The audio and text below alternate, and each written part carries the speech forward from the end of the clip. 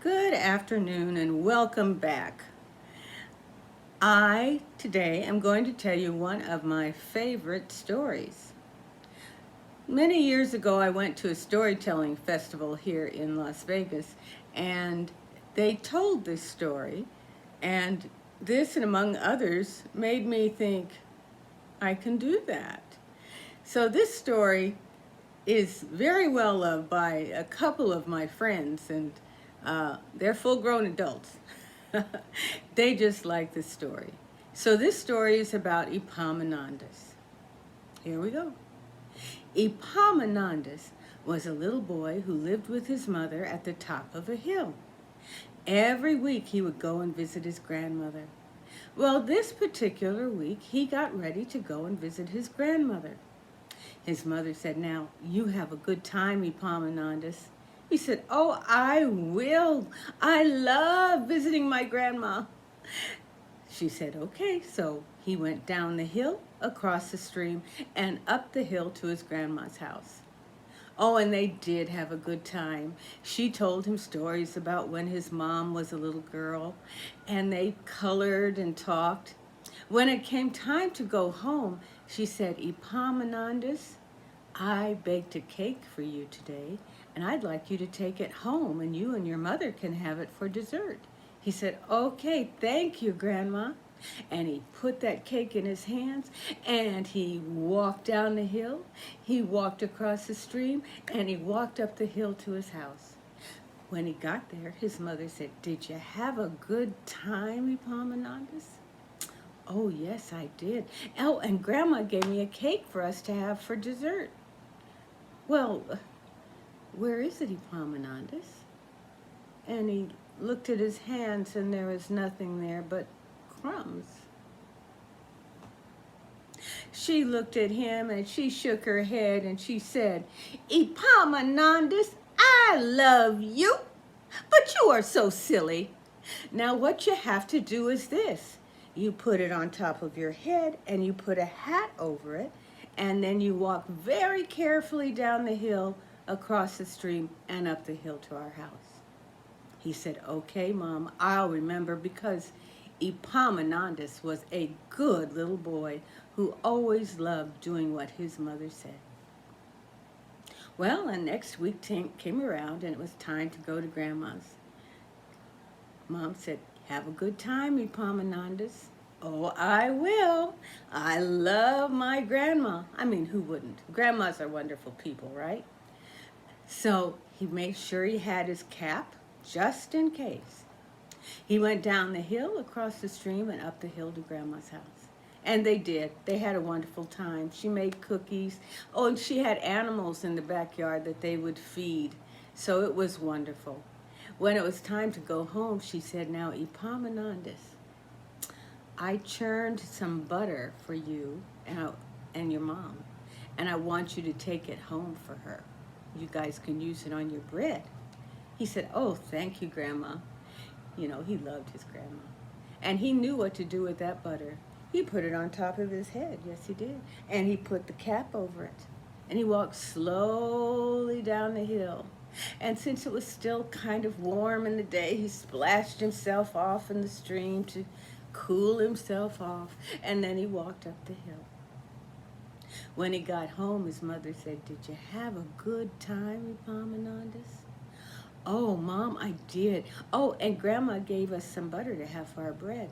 "Well, where is it, Epaminondas?" And he took off his cap, and the butter dripped all down, all over his face, all over his clothes. He was standing in a big greasy puddle. His mother shook her head, and she looked at him, and she said, "Epaminondas, I love you, but you are so silly. Now what you have to do is this. You wrap it up nice and tight. You get down to the stream as quickly as you can. You dip it up and down, up and down, up and down till it's very cold and hard. And then you run up the hill as fast as you can." He said, "Okay, Mom, I'll remember," because he was a good little boy who always tried to do what his mother said. Well, the next week rolled around, and it was time to go to Grandma's house. You have a good time, Epaminondas. Oh, I will. I love my grandma. And so he made sure that he had something to wrap something up in if it was necessary. He went down the hill, across the stream, and up the hill to Grandma's house. Oh, and again, they had a wonderful time. You know, they just liked being together, and she would talk to him and tell him stories and color. They just had a great time together. When it came time to go home, she said, went to her bedroom and said, Epaminondas, I have something so special for you today. And she brought out the cutest little puppy. Oh, he was adorable, and he licked Epaminondas' face. Epaminondas said, oh, Grandma, I love him. And he knew what to do with that puppy. Yes, he did. He wrapped it up nice and tight. He went down the hill as fast as he could. He dipped it up and down, up and down, up and down, until it was cold and hard. And then he ran up the hill to his house. His mother saw what he had in his hands. Now, this was a praying woman, and so she believed in miracles, okay, because no dogs die in my story. She rubbed that dog and brought the circulation back to him, and the puppy was okay. After that, his mother looked at him and she said, Epaminondas, I love you, but you are so silly. Now what you have to do is this. You tie a string around your wrist, not too tight and not too loose. You tie a string around his neck, not too tight and not too loose. And when you walk, he'll follow you. He said, okay, Mom, I'll remember, because he was a good little boy who always tried to do what his mother said. Well, it was time to go to Grandma's house again on the next week. Now, you have a good time, Epaminondas. He said, oh, Mom, I will. And he patted his pocket to be sure he had his string. He went down the hill, across the stream, and up the hill to Grandma's house. And yes, they had a good time. Always. They colored, they talked. Sorry about that. She told him stories, and he just loved it. When it came time to go home, she went to the refrigerator and said, Epaminondas, I bought a steak, and I want you to take it home for your mother. You guys could have it for dinner. He said, okay. And he knew what to do with that steak. He tied a string around his wrist, not too tight and not too loose. He tied a string around the steak, not too tight and not too loose.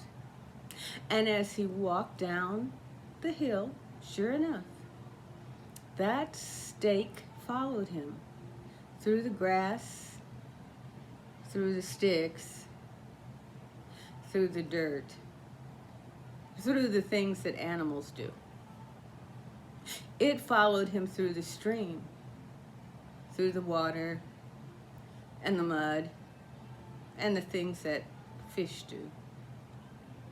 And because it was wet, it followed him up the hill, picking up more sticks and grass and dirt and things that animals do. When he got home, his mom said, did you have a good time, Epaminondas? Oh, yes, I did. And Grandma gave me a steak so we could have it for dinner. Well, where is it, Epaminondas? Epaminondas lifted up his wrist, and she saw the string and followed it all the way down to this piece of meat, now covered with dirt and sticks and rocks, grass, things that animals do. She looked at him and she shook her head and she said, Epaminondas, I love you, but you are so silly. Next week, I'm going to Grandma's house. Well, the next week rolled around and it was time for Mom to go. Before she left, she said, Epaminondas, now, I'm getting ready to go to Grandma's house. And I wanted to tell you, I have baked 3 mincemeat pies. And I want you to be very careful about stepping in them. They are cooling on the back porch. Epaminondas said, okay, Mom, I'll remember. Because he was a good little boy who always tried to do what his mother said. He watched her go down the hill, across the stream, and up the hill to Grandma's house. And then he went to the back porch. And sure enough, there were those 3 mincemeat pies cooling. And he remembered what his mother said. And he very carefully stepped into each one of those mincemeat pies. And that's the story of Epaminondas. So, what I would like is, in the comments, could you tell me who you think was the silliest? Was it his mom, or Epaminondas, or his grandma? What could they do to make it different? Maybe you'd like to draw a picture of Epaminondas. That would be fun. Okay, well, my next story involves vegetables. I hope you like vegetables. Anyway, I will look forward to talking to you and telling you another story another time. So, bye-bye for now, and be blessed.